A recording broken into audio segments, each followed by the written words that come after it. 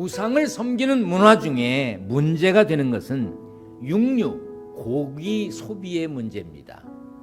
그 당시 고린도 시장에서 파는 고기 대부분은 이방신을 위한 제물로 사용되었던 것들이었습니다.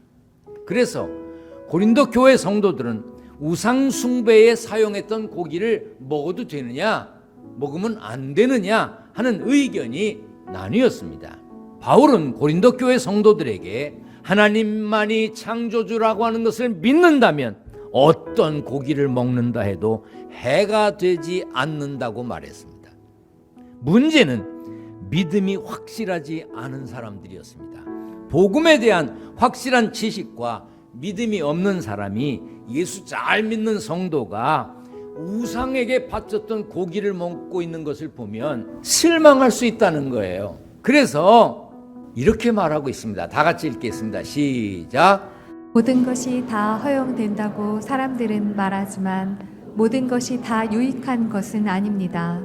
모든 것이 다 허용된다고 사람들은 말하지만 모든 것이 다 덕을 세우는 것은 아닙니다. 우상에게 제물로 바쳤던 고기 먹어도 괜찮았습니다. 그렇지만 그것이 항상 괜찮은 것은 아니었습니다. 그래서 누구든지 자기의 유익을 구하지 말고 남의 유익을 구하라고 한 것입니다. 중요한 것은 내가 이 일을 해도 되느냐, 내가 이 행동을 해도 되느냐, 옳으냐, 그런 것이 아니라 내가 이 일을 하면 다른 사람을 실족하게 하느냐, 다른 사람에게 유익이 되느냐 하는 것입니다. 신앙생활하는 이들에게 제사 음식을 먹는 것 말고 신경 쓰이는 것이 또 하나 있습니다. 술입니다. 술은 칼과 같습니다. 칼은 일상에서 꼭 필요한 물건이지요. 그러나 칼은 위험합니다. 칼을 잘못 놓아두면 그 잘못 놓아둔 칼 때문에 사람이 다칠 수 있습니다. 또 무기로 사용하면 칼로 사람을 죽일 수도 있습니다. 성경에 분명히 술이 나옵니다.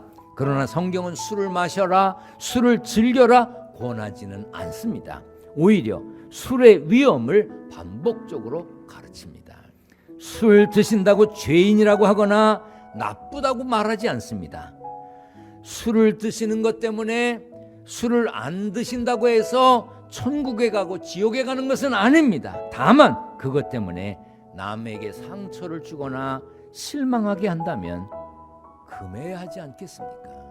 바울이 고린도 교회 성도들에게 말했습니다. 우상의 제물에 대하여는 우리가 다 지식이 있는 줄을 아나 지식은 교만하게 하며 사랑은 덕을 세우나니.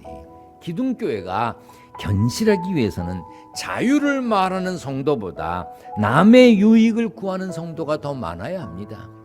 지식을 이야기하면서 누가 옳은지 누가 그른지 따지는 성도보다 서로 사랑으로 대하며 덕을 세우는 성도가 많아야 합니다. 다른 사람을 사랑으로 대하고 하나님의 뜻을 구하고 믿음의 견실함을 이루는 하늘 백성으로, 천국 백성으로 승리하는 삶의 주인공이 되시기를 축원합니다. 축원합니다.